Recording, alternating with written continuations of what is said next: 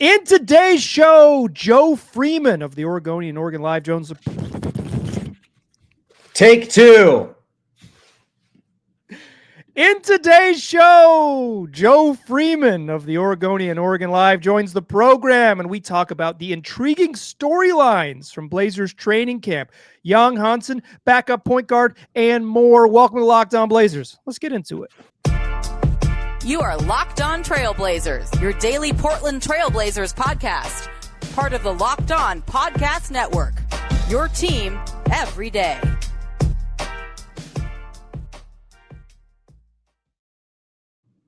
What's up, world? It's your past first point guard and Trailblazers reporter, Mike Richmond. You're listening to another episode of Locked On Blazers, part of the Locked On Podcast Network, coming at you each and every weekday, Monday through Friday. So make it a part of your daily routine. Make it your first listen. Tell your friends to do the same. It's Locked On Blazers, your team every day. In today's program, joined by friend of the show and my friend in real life, handsome Joe Freeman. How you doing, Joe? I am fantastic, Michael. How are you living, my brother? I'm doing good. I'm happy to have you on the show. I'm happy to have you back on the Blazers beat. You've been doing it for closing in on 20 years with a short break in a little bit. Shh, don't tell anybody that. I'm old. Come on. It's our secret. You are old. You started in 2007. 2007 was your first year on the beat. It's the 25-26 season, Joe. You've been doing this forever, but we're happy to have you back. You've been doing a good job on the beat since you're back. You are informing the fans of how to do things and informing me, making my life easier. So I appreciate it. We are going to talk today about intriguing storylines from training camp. This is Friday, October 3rd's program. We're through the first little stretch of training camp before the Blazers have Fan Fest and preseason games and all that. But before we've seen them on the court, what are some things that you find really intriguing? I think for me, we were texting about this. I think Yang Hansen is the most intriguing part of Blazers training camp. It's always a rookie, but he's even another level. Well, yeah, there's just so much ancillary stuff going on with him, and even more, so much unknown. You know, Chauncey and the organization, I've spoken to many people in the front office as well. They all say he's going to play, or at least be given a chance to play. So it's kind of up to him to, you know, earn a role or not earn a role or whatever.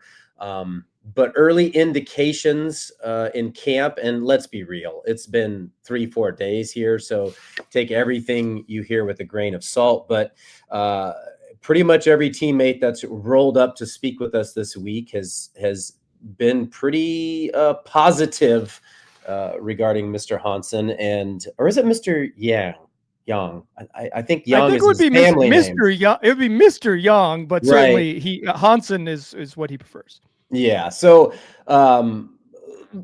basically what I was saying is people are saying he's acclimating well. You know, he's faring well. I think the speed at which things are coming at him is at an insane pace, especially for someone who, you know, hasn't really played much beyond the Chinese Basketball Association. So I do wonder how that's going to go, but by all accounts, he's having a good camp so far, and they expect him to, like I said, at least get a chance to play, and I do expect him to play. I don't know how much, but you know, we'll see. A lot of it, and this is maybe a secondary intriguing storyline. You know, what's up with Rob Williams? You know, is he healthy and whatnot? Because let's face it, a healthy Rob Williams really eats into a lot of, or at least a chunk of Hansen's playing time. So, you know, we haven't talked a lot about that because he's still not back with the team, or at least on the court. And so, you know, until he does, we just have to assume, you know, well, we have to go with Yang at this point. Yeah. I mean, they were pretty conservative with Rob's minutes last year. It's not like he played a bunch. Like, he rarely hit the 25-minute mark, even when he did play, and they held him out of back-to-backs. Like, that you can expect even if he were to be cleared to play, like, say, tomorrow, right? That's pretty similar. So there will be just like natural days when Rob is not available because they're going to take care of his body, right? They're going to be responsible with his body. And also, like, it's just the truth. He just has not been able to stay on the court with regularity. So there are going to be times, almost certainly, when he's just not available. It's just like the unfortunate reality of where he's been at. But you hope he's healthy, because he's pretty darn good at basketball when he plays. I think Hansen's going to be the backup center on night one. Like, if I had to guess, like, he's like has like a night one role where he plays like 15 minutes in his first game, just because of how they do things. They could, it might change. They might go small. They're playing they're playing a team with not a bunch of centers in Minnesota. So maybe, they're big, but they're not always gigantic if Naz Reid plays center. So they could do a bunch of different things. You wrote a story though today, not just about Hansen as this like intriguing basketball player and like incredibly compelling character. I will say, like just a fun. He's a fun interview. He's talking about hot pot and respecting his OGs. He is also transforming the sort of business side of the Trailblazers. What can you tell us about sort of how he has impacted that for the team? Well, he's impacted it in a variety of ways. It has kind of opened up a whole wealth of opportunity for the Blazers to kind of, push their brand, for the lack of a better phrase, and, just get more eyeballs on the team and their players. With how many people live in China? Over a billion point something or other. That's a lot of eyeballs. And it is a basketball crazed country. That it has emerged as the most popular sport in the country. And so the Blazers are pouncing on this chance. They saw a surge of interest at Summer League, both from a media perspective, but also from an eyeballs perspective. One of their Summer League games drew over 5 million people from China on Tencent, the company that kind of streams broadcasting there in China. Their retail sales, their merchandising sales, just in the offseason, soared year over year 813%. Presumably and unquestionably on the back of literally Hansen's number 16 uniform number from sales of that and other memorabilia. And so, financially, eyeball wise, they're going to just see this surge. If he's any good, if he justifies the hype, the windfall could be immense for the Blazers. They have already hired someone new just exclusively to cover him and kind of churn out material for the Chinese social media platforms. This person is a Mandarin speaking person. So I believe it's a woman. I believe she's going to take over here or join the franchise here soon. They also plan to hire one more person to kind of focus on, business dealings and anything they might be able to, generate from China from that standpoint. They're sending 2 people, their chief revenue officer and someone in charge of sponsorships to 2 teams are playing preseason games in Macau later this month. Blazers are sending 2 people there to kind of build relationships and, kind of poke around and get to know the land a little bit. So, I think, on a team that is loaded with international players, they have 7 players. Their key franchise pillars are international born guys. He is really, I think, poised to become the global face of a team that is pushing its brand globally. Yeah, and he has the juice to do it. Like it's not a Shaden Sharp thing where it's like this dude's so fun on the court, but like off the court he's a little bit shy and a little bit not like super into the media stuff. Hansen likes the spotlight, like he's funny when he talks, and cracks jokes both in sort of his English that's still developing and also through his interpreter. Like he has a certain just like panache that if he were to be, like you said, if he's a player, like if he's an NBA player and he's good early on, like he really has the juice. Correct me if I'm wrong. The Blazers do not have a jersey patch this year. Good question. I don't know. I would assume that they would explore that opportunity if they don't. Yeah. I wonder if the sort of the Chinese market is a place where you explore that, right? Because if, like you said, and this is from your reporting, Tencent's going to stream like almost all of the Blazer games in China this year. Is that right? Yeah, I was told they have plans to do, I think it was at least 72 or 75, and that probably they'll just end up doing them all. I think, to be honest with you, a lot of it depends on how much he plays, right. and how well he plays. But yeah, they do plan to do that. Tencent is also sending a crew from China to broadcast the games. I was told several of their opening regular season games. So they're going to be beefing up their coverage, and they're expecting an average audience of 10 million people from China to watch the games. Just for perspective, last season's Blazers games drew well under 1 million. So it is just a stark increase. I spoke with a couple people who are familiar with the China market and are just from China, who cover the sport. And they believe that he is poised to be the most popular athlete in China. There's some type of well-known Olympic skier who is a gold medalist in multiple Olympics. He's kind of, one of the premier athletes there. And there's soccer players here or there, but the soccer team's been so bad over the last few years. I believe someone said 2 decades. So there's not a lot of star power there. And so he's really poised to kind of be the guy in China. Going back to what the Blazers are going to do and how they're going to capitalize it, talking with President Dwayne Hankins, he said one of the things he did was he spoke to the Houston Rockets president about how they handled Yao when Yao was there. And to be fair, the world has changed dramatically in my old man lifetime since I started covering the league to now.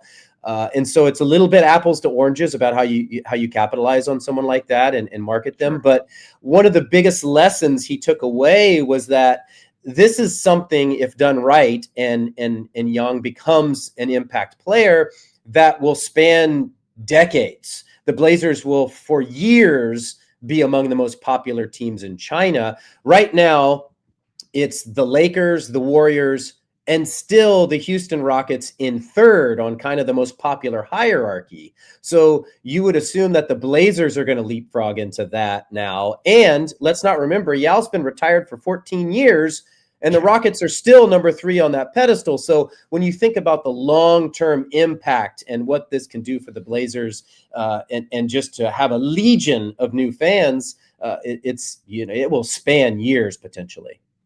Yeah, I had a listener who lives in China reach out to me and say something pretty similar to this. Like, they were like, I don't think Shaedon Sharpe understands how popular he's about to be. And it was kind of the Tracy McGrady effect, right? It was like hey, we are going to be tuned in. There's a massive Chinese audience that's going to love this team. And Shaedon Sharpe is going to do some stuff, the highlights and all that he is going to become like just massively popular. And he probably has no idea like what the type of popularity is coming for him. It'll be interesting to sort of some might say intriguing to follow kind of what that what that's like. There's some other intrigue though. That's not just Hansen. Although I will say it's like I think there's a saturation point where some of Hansen's teammates are like, stop asking me about this guy. So that's like a balance. But during the first week of preseason, the first week of training camp, it's a very normal amount of Hansen-centric intrigue. But there's more to it than that. And I think one of the things is, in light of Scoot Henderson's injury, there's a hole in the backup point guard, or even just like point guard, the position in general. Let's talk about that in the second segment, about who might play and how the Blazers might handle that in light of Scoot Henderson's absence, at least for the first part of the season.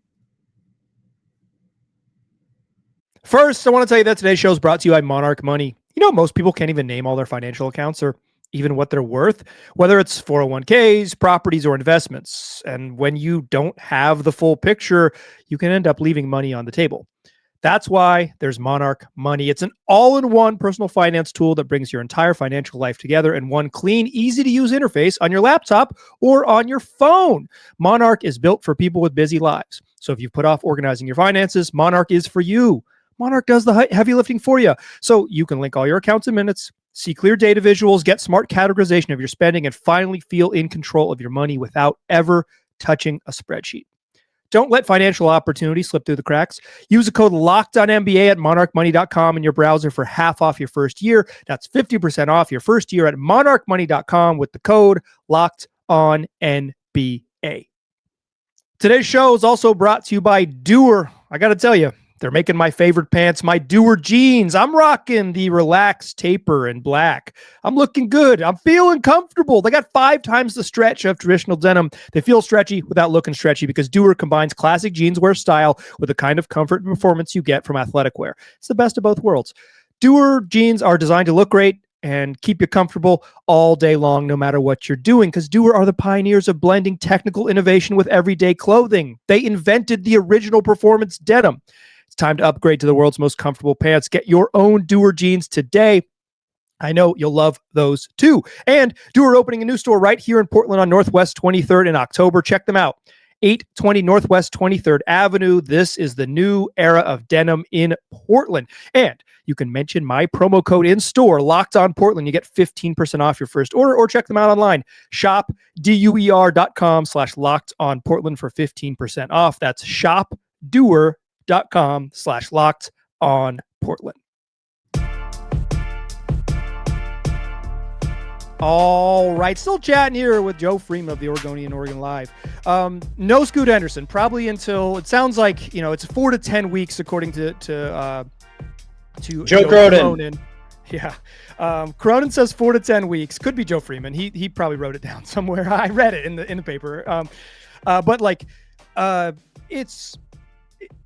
it could be a month into the season, could be a little longer. So regardless, they're going to have to figure out what they do with those point guard minutes. I think the obvious assumption is Drew Holiday is your starting point guard because they need that. But Chauncey had some interesting comments about how they might handle it, because I think there was an assumption that sort of like Denny Avdia fills in, some guys that are already in the rotation fill in. But it seems like, at least from a story you wrote, that there are some options beyond the guys who are already kind of entrenched in the rotation who could get a look. Yeah, I mean, you can count me in the majority of people who sort of assumed they were just going to go with a non-traditional point guard, kind of a playmaker big, like a Denny or a Tumani or, Tumani a little less, but just Shaden. They have options where they can go for guys who can play make and run the team. But, I kind of asked Chauncey earlier in camp, is that, I don't know how I phrased it, but is it foolish of one to assume that, like, do your guys such as Blake Wesley and Caleb Love have a legitimate chance? And he was like, oh yeah, they have a chance. I was kind of like, well, why? And why not? If they come out and they kind of earn it and play well, the opportunity is kind of theirs. And by all accounts, both of the young guys are playing fairly well in camp. I mean, it would be a minimal role. We're talking 8 minutes. We're talking a couple shifts a game, depending upon how it goes. And there are different ways they could go. The Blazers, one kind of front office source, kept touting that they could go with a massive lineup. They could go with bigs with Grant at the 2 and Denny running the point and just overwhelm you with size and athleticism and length. But in the cases in which Chauncey does want to go with kind of a traditional look, he has 2 options in Blake Wesley and Caleb Love. I don't think between the two of us, Michael, that I can talk with more authority about Caleb Love than you can, but I know that Blake Wesley has really turned some heads in camp. They really like his speed. They like his defense. They like his ability to kind of run the team. He's a little bit bigger for a point guard. I don't know that he's a traditional point guard in the sense, but he can handle the duties. Obviously, his shooting leaves a little bit to be desired, but if you're looking for a guy to kind of run the team for a couple shifts and play strong defense, which I don't think anybody who listens to this pod believes otherwise with this team. Defense is going to be their identity. He is a legit option. And, I kind of asked Drew Holiday about those 2 guys. And instead of, kind of singling them out individually, he just sort of said, in a way, I don't want to be Chauncey. I wouldn't want to have to make that decision. He's got a hard job because he does have options. And so, we hear this all the time, Mike. You know how this is. Guys, coaches inflate their guys. And when a guy goes down, it's all every man up and every man has to do a little bit more and blah, blah, blah, blah, blah. But there seems to be some legitimacy. There it is. Legitimacy with this. And Chauncey insisted that these guys will get a long look. And so he's got options, and that is one of his options. even before you directly asked him, and I was not in attendance, but I did watch the interview on the Blazers YouTube channel. I was surprised prior to that conversation, prior to your line of questioning, that like at media day he singled out Caleb Love and Blake Wesley, and I was like, Agreed. for real? For real? I that kind of immediately was something I put in my notebook, was like, okay, he's at least considering them. And one of the things he answered to your question that I think is telling about his way of thinking is he said, it's just different when you play a real point guard versus a point forward. And I don't think that was to disparage Jenny Avdia, because boy, he's going to get the ball in his hands a lot and they're going to let him do his thing and he's going to play a ton of minutes. But Chauncey's feeling as an ex-NBA point guard himself is that like, there are guys that are like put into the role of point guard is an easier way to kind of maybe maintain the duties that requires, as opposed to a guy shifting from point forward to distributor to scorer like Denny would have to do. And so it does sound like he might want to play another point guard. Not that he feels like he has to, but he wants to play another point guard. Caleb Love's not a point guard. I'm gonna keep it a buck. The dude's a scorer, and that's what he does, and he's a good athlete, but he's not a point guard. Like that's not, you're not gonna get the best out of him in that spot. Blake Wesley's an ACC guy. I guess I saw him play Carolina once in his brief stay at Notre Dame, but my feel on him is that he's a combo as well. So I don't know what they do with that spot. Do you get the same read that Billups wants to play a guy who is a true one, like, or is a more of a true one? I think he wants to give it a chance. I think he wants to give it a look. And, heading into the season, I kind of did breakdowns of every guy. And so I kind of poked around a little bit, looking at Wesley's numbers. And he had some pretty decent games with San Antonio. And, he's a first round pick back in the day. And he ended up hurting his knee as a rookie and missing a large chunk of his original or his early weeks in the NBA, which I think stalled him a little bit. And then obviously they ended up drafting over him with some incredible talent. But I mean, he's got some 10 assist games, some 9 assist games. He's reached double figures in 19 times. He's had 7 or more assists 9 times in his career. So he's had some games when given the opportunity. I agree with you. I don't think he's a traditional point guard, over the course of his career in his basketball life, but I think he can handle it. And if that's his dedicated role and that's what he does for 8 minutes, then, that's what your role is. And you go in, and that's what you're focusing on. I do agree with you. I think Chauncey, who is a former point guard, let's not forget, is I wouldn't say enamored, but is intrigued by the idea of having that at least option with all the options that he has. And I think they will experiment a lot in the preseason, and I think they'll experiment quite a bit in the early portion of the regular season. So I do expect him to get a look. They were, in their own way confirmed what you said about Caleb Love. They said he's an offensive minded guy. And so, he's going to go up there looking to shoot. He's more of a pick and roll kind of, sort of the guy they're trying to get away with, the system they're trying to get away with the new offense they're looking to roll out. So it could be that Blake fits a little bit better. And one interesting nugget that I've mentioned a couple times in stories that I think is something we should explore, maybe down the road. But Blake Wesley reached out to the Blazers after he was waived. Him and his representative saw an opportunity in Portland, and Portland is weirdly and against all history getting a little bit of a budding reputation as a place that you might want to go. We saw that with Drew Holiday. Now he was traded, but he was traded blindly. It wasn't one of those deals where the Blazers were like, hey, can we talk to him before to see if he's happy and make sure he's going to be okay when he gets here? They traded for him blindly, and he was like, yeah, man, I'm happy to be there. Blake Wesley was a guy who sought out an opportunity with the Blazers. Now, it could be that him and his agent saw a hole and a void here, which it turns out they were right. But I also think the allure, Chauncey carries weight around the NBA, and guys both respect him and, want to be around him in the league. And so he carries that cachet that kind of is a little bit more of a pull than we've seen in the past. So say what you want about Dame coming home. He still chose to come home. Drew chose to be happy about being here. We'll see about Jeremy Grant, but he signed the extension to be here, approved the trade to be here. And now we're seeing, at a far, far, far smaller scale, a guy like Blake Wesley want to be here. So I don't know. We'll see. It'll be interesting to see how it folds out. As you said, it is an intriguing part of camp. Now that's a tie-in, baby. Yeah, I think Wesley, he from what I understand, a really good athlete who defends, and that's his skill set.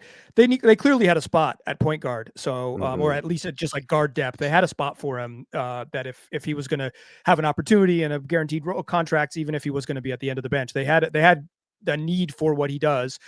It would be intriguing if they put him on the court and Matisse Thybulle and they play the big wings and let Denny run the point and they just fly around and are super athletic. Like there's a world, like they're going to be a good defensive team. I don't know how good.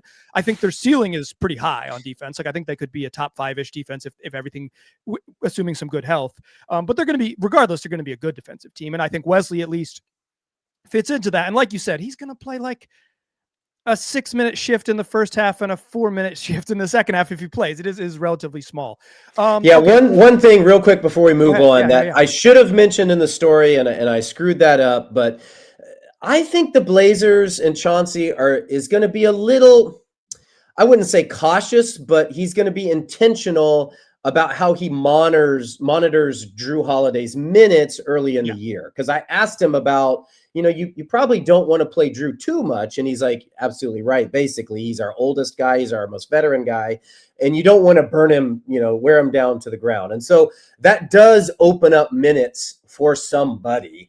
And I know from people I talked to going into the season that in a little break from what Chauncey had done in the past, he typically liked to play 9 guys. He was intrigued and sort of leaning toward playing 10 guys this year. So again, there's minutes in a combination of all those things, including not wanting to wear Drew down early, that does open up kind of a void. Yeah, I will say just sort of general trends in the NBA that tend to catch on. The teams that made the finals, both Oklahoma City and Indiana, they both play pretty deep into the rotation. And particularly the Pacers, a team that presses a bunch and plays fast as hell on offense, they play 11 guys in regular season. Some of that is Rick Carlisle being a weirdo, and he's always kind of been that way. So like he always has played, in my opinion, too many guys but it's typically trends like that catch on, and the Blazers want to play a certain way. Like they're going to press, they're going to pick up high, they want to play this fast paced offense. And if you do that, going deeper into your rotation and, capping Drew Holiday at 28 minutes so he could play into March and April or June is really easy. I know I'm cursing you saying like, yeah, and you'll be working every day until June 15th and you're back on the beats. Just kidding. I don't think they're going to make the finals. Okay. I'm going to say it. I'm going to be brave enough to say it. I don't think the Blazers are going to make I don't think they're going to make the finals. Okay. One last bit of intrigue. The Blazers have one roster spot remaining, and they added someone who will at least theoretically get to compete for it, I think, or at least I'll ask you about that to close the show. Let's talk about Andrew Carr and the Blazers' last two-way spot to close the program. Join us there. First, I want to tell you that today's show is brought to you by FanDuel. The NFL season is here, and FanDuel has an offer you do not want to miss. Right now, new customers can bet just $5 and get $300 in bonus bets if you win. That's right. Super simple. Pick a bet, put down $5, and if it hits, you'll unlock $300 in bonus bets to use across the FanDuel app. So however you like to wager, player props, following games live, money lines, point spreads, what have you, you're going to find it all on FanDuel. It adds another layer to your time spent already chilling on the couch watching football. So what are you waiting for? Visit FanDuel.com to download the FanDuel app today and get started. Still a pass first point guard. Still Mike Richmond. Still listening to Locked On Blazers. Still chatting here with shoot for shooting guard Joe Freeman. He's going to get him up. He's going to get him up. Not the Blazers. Bashful. Listen, he's a pretty good shooter off the dribble. Watch out. It's the Blazers have 15 NBA roster spots spoken for, 2 two-way spots spoken for. The last spots is a final 2-way spots, and they have added a player as of Friday morning. They announced the signing of Andrew Carr. He is one of theoretically, I guess, 4 guys, I'll ask you in a moment, who could compete for the final 2-way spot. Is Carr going to get a legit chance, before I kind of introduce who he is Andrew Carr going to get a legit chance to be Blazers 2-way guy? I mean, he doesn't seem like he's at the top of that 4-player list there, getting added this late. And he was a part of their summer league team, so that does give him a leg up. I don't know that they need a guy who brings his skill set. Do they? I think some of the other options, like a Javonte Cook, probably brings another dimension that they might need more. But you tell me, what do you think? Yeah, I mean, 5-year college kid, sort of shoots 3-pointers, wasn't in my man Sam Vecini's top 100 draft prospects. Like, I think he's a G League guy. That's my read. So the last spot is probably going to come down to Javonte Cook, who's like a 6'6" wing who's played in the G League. Marjon Beauchamp, who was a former first-round pick, but has kind of fallen out of, is now on the fringe of being in the NBA, and Liam Robbins, who's like a center. Robbins seems to me like positional depth. Like, if they feel like they need another center because of what they've got in their other 2-way spots with Sissoko and Love, and they say like, okay, we've got those things kind of handled. Robbins would provide some insurance, but otherwise I think it's probably between Cook and Beauchamp. What's your read on that? Yeah, I agree, for the reasons I said earlier, and for some of the reasons you said. I also, he probably has the most athleticism of the group, or him and Marchand at least. And, he's had a couple of pretty good seasons in the G League for the Oklahoma City Blue, or whatever they're called. And, he had a cup of tea with the Miami Heat there at Summer League, and that was kind of where Cook sort of turned a few of the Blazers' heads, just because of the way he played in Las Vegas. And so, my money's probably on him. Maybe it's because they signed him first, and Marchand kind of came in late, but that is usually indicative of what they think about a guy. So my money would probably be on Javonte, but we'll have to see. Also, I mean, I guess in theory it could be none of the above, but it seems like Cook would be the guy at this point. But that's what the next 2-3 weeks are for too, is seeing who balls out behind the scenes. Yeah, okay. So I was going to ask you about that part too. I do think that's a great point. Who they pay first and who they sign first is usually a good indicator. I would say in the previous Blazer regimes, that was the indicator. Who they gave the money to first was that's just who. It's like who is Luis Montero? So, well, they paid him first. They're going to keep this guy. Like, we'll just I guess we'll find out who he is. How much do you think you can earn? Like, how much do you think you can earn it in training camp? Like, I don't know how much Cook and Beauchamp are going to play in the true preseason games. A little bit, but not a ton. How much do you think like training camp really plays into this type of thing? I think less than the preseason games are the weeks that they've been around the team and been around the front office and coaching staff. And so, I don't know enough about this regime, about Chauncey and about Joe Cronin as a GM, to know how they handle preseason games yet. As you said, the old regime handled it one way. There's also fewer preseason games now, which we've all been lobbying for years. So that limits a little bit of that opportunity. But they're running hard in camp. And so I think these guys are getting a long look behind the scenes, both during camp, before and after camp. I think in Cook's case, in some of the preseason run before training camp opened. And so I think they'll be able to show what they can do and kind of pitch their case to the staff in that standpoint. But I think it's I assume, like all of us, we come in with preconceived notions about everything and everybody. I think the Blazers probably have an idea of what they want to do. Cronin probably thinks, I'm going to do X, Y, or Z, and then you see what happens over the next, 3 weeks. Yeah, I do think they said, I believe Shaden Sharp says they've basically been practicing for 3 weeks prior to training camp opening. Like, they've been in the gym. So they've seen a lot more than kind of the official start of practice suggests. Mm-hmm. I think when you started on the beat, I think NBA teams were allowed to play as many as 8 preseason games, which is outrageous. Most teams play 4. You can play 5 now. And so it is teams treat it a little bit differently. Also, Billups hasn't really done the dress rehearsal game in preseason. He does like maybe like a 2 quarters of normal subs, and you get the sense like, oh yeah, that's probably the rotation. But he hasn't done the like everybody plays till the 6-minute mark of the 4th quarter type of dress rehearsal. Maybe he will this year, but he has not in his previous seasons. Some of that is maybe his belief. Some of that is maybe just feeling it out because he was coaching all these rosters with a lot of interchanging parts, and so it's like, well, I might as well just get everybody in there. But it is, I think we'll learn a little bit more. Any other bit of intrigue you've got for this season as we head into FanFest and preseason next week? Well, I guess a couple of intriguing follow-ups from Sure. Media Day and just the last week. The whole Jeremy Grant situation. I asked him yesterday to kind of clarify his remarks. I kind of took away from Media Day that, it's the whole, if you're a GM, do you want a guy to come in and say, yeah, sure, I'll come off the bench? Or do you want a guy to say, hell no, I want to start? And so I don't know Jeremy Grant. I just met him for the first time, this week.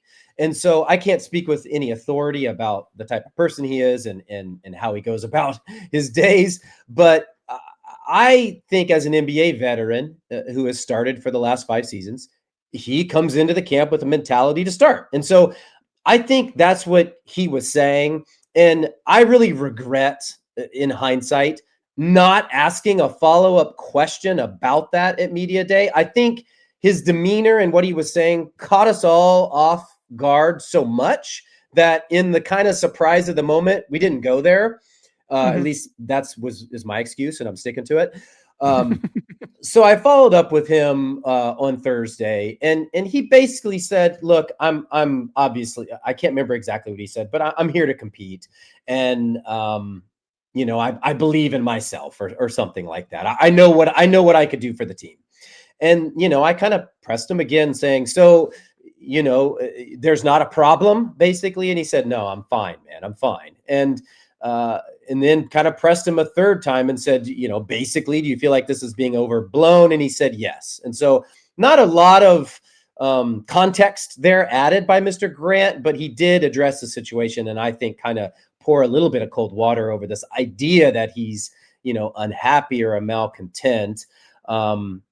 I think a guy comes in and he says, of course I don't think I'm going to come off the bench. I'm going to try to start. And so, a little bit there, I thought that was interesting. And as far as his demeanor, he walked over to the media yesterday, and maybe he does this every time. I have no idea. Again, the first time I've really gotten to talk with him, but he gave us all fist bumps. He had a big smile on his face. He was in a fine, jovial mood. So I didn't get any hint of a guy pissed off or having a problem. So that's one thing. I don't read that necessarily as him having a problem. I read it as sort of dismissive of the idea of like, well, yeah, of course I'm going to start, but in a way that it was because he was so short with it, that was like almost like, yeah, I expect to because I'm good and like those type of things. I agree that you want players to have that mentality. I will say the juxtaposition is as Shaedon Sharpe saying, "What do you expect?" I don't expect anything. So which is also good. I don't mean to say that you shouldn't be the guy who wants to be a team first guy. I'm not implying that. I'm just, there's another way to look at it, I guess.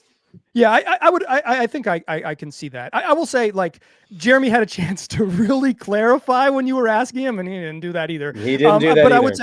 I would say my read remains the same. He thinks he should start and has earned it. Whether that would cause him to be like pissed, I think is another thing. But my read from what he said at Media Day to what he said to you in your interview was like, I feel like that he was like, yeah, well, yeah, I want to start, duh, type of thing. But yeah. Okay, so moving on now to just one other thing, and then the whole Drew Holiday number 11, is Arvydas Sabonis's number going to be retired? Turns out that was a lot of us media types going in a direction that was never there for us to go. It turns out that number 11 was occupied by someone on a 2-way deal. And so when Drew Holiday arrived in the offseason, number 11 was not available. It has subsequently become available, and the team I assume fairly recently. I probably should have asked a more clarifying question, but I'm like, really, I still can't believe we're doing this. They did ask him if he did indeed want number 11. And he said, basically, no, at this point, I'm just going to stick with number 5. So at this point, there's no plans of retiring Arvydas' jersey. There's nothing nefarious or weird going on with number 11. It was as is, as I just laid out there. So sorry, I guess. Yeah, I will say, I looked up the timeline. So Bryce McGowan signed a 2-way deal on July 11th of 2024. And Drew Holiday signed his contract with the Blazers on July 5th of 2025. And Bryce didn't sign with the Pelicans until the 30th, the end of July this year. So I guess technically the Blazers had his rights at the time, would be my assumption of how it works. And so they couldn't give away the jersey because technically they had his rights. I will say this, you know how I gathered that they weren't going to retire Arvydas Sabonis' jersey? Because on media day, I text someone who would know this type of thing and they did not respond. They just said, LOL. Well, yeah, I mean, who has seen or heard from Arvydas Sabonis this century? Very few, if ever. He wasn't a guy who was around a lot. You know, he did his thing. He was Arvydas Sabonis.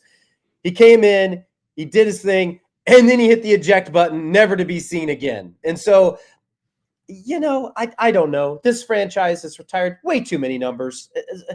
And so if anybody's number needs to be retired next, I think we can all who are listening to this podcast agree that it should be Brandon Roy. And maybe that would be something that's done. I mean, maybe not. I guess it's a controversial thing. Some people don't think it should be retired just because of how short of a stint he was here. But it was such an important stint. And what he meant for the trajectory of the organization was indescribable. So in my humble opinion, I should say, if any number gets retired next, it should probably be his. But yeah, I beyond, are they ever going to do it? Is Arvydas you get it? I don't know about that. But as of right now, my understanding is there's no plans to do that. Yeah, I mean, they retired every jersey in the 70s. They retired a bunch of jerseys for teams in the 90s, and then they took a 40-year break. they said we're cool. Nobody for 40 years. So there is a like it's B-Roy, it's LaMarcus. Sheed isn't going to get his jersey retired, but he's Damon. Maybe, but I think I don't know. Let probably less decorated. But once you lower the bar like the Blazers have, everybody can get their jersey retired. Everybody can put them up there. Who cares? I am from Chapel Hill, North Carolina. If you go to the arena. Yeah, it's like in central North Carolina. It's pretty close to Raleigh and Durham. It's almost like a triangle shape. But at Carolina, there are 45 jerseys in the rafters. So my belief on this is no. If they were cool, put them up there. Who cares? Who cares? Yeah, I've always been of the belief that you retire a guy's. I don't know what it's called. You don't retire the number forever. You just put it up in the rafter and honor him. Yeah. I think that's probably a better way, except for extreme cases, Yeah. No one should wear 22 again. Yeah. No one should wear 22 again. It's like, and no one's going to wear 0 again. And 30 for 2 reasons. Yeah. I think 0 will probably, if B-Roy or the aforementioned names aren't retired, obviously 0 will be up there one day. But, yeah, this town and what they did for those teams in the 70s, good Lord. We really took things in a whole weird direction there. Now the recalibration is happening, and I guess people aren't happy about it. I don't know. Yeah, I don't know. I don't know. Is Sabonis' number worthy of being retired? The problem with, and I was talking to a colleague about this earlier in the week, the Jail Blazers era had some immensely popular figures and some obviously successful teams. But the off-the-court controversy and everything that went with that just clouds that whole era. And so it makes it so difficult, I think, from an organizational standpoint, even how you approach honoring that era of basketball. Right. I think time obviously has soothed a lot of those things. Some of those gentlemen's transgressions as far as illegal substances are no longer illegal. So I think many humans think it was ridiculous in hindsight that that's what some of the trouble came from. there was some legit trouble mixed in there too. So, Right. It's kind of both sides of the coin there. But, I don't know the way to honor that era. And I think that whole thing clouds all of that. But I think fans of a certain era really love Rasheed Wallace. They really like Arvydas Sabonis, and they really like Damon Stoudemire. And so, I don't know how you handle that. It's a real tricky situation. Maybe just like invite them back and celebrate them on the court, except that those guys didn't come back when they did that type of thing. So it's all tricky. Joe, thank you so much for lending your time and your wisdom and your handsome mug. We'll have to do it again soon. You got, I'm sure, plenty of other stuff coming. Where can people find your work? OregonLive.com/Blazers. You can go there any day and see what's going on there. I'm happy to join and chat some basketball with you, Michael, and I will see you on Tuesday night when you're going to pass me the ball so I can shoot. That's right. Unless we're on another team, and then you're just going to shoot over top, and I'm going to say rebound. Dear listeners, come back for more shows next week. Is what we do 5 days a week, wherever you get podcasts, also on YouTube. Tell your friends about the program. The season's here. We're going to play preseason games next week. We'll have you covered with everything. We'll have more guests next week. It is the spots for your daily Blazers coverage. So tell your friends about the program. I appreciate you listening. I'll talk to you soon.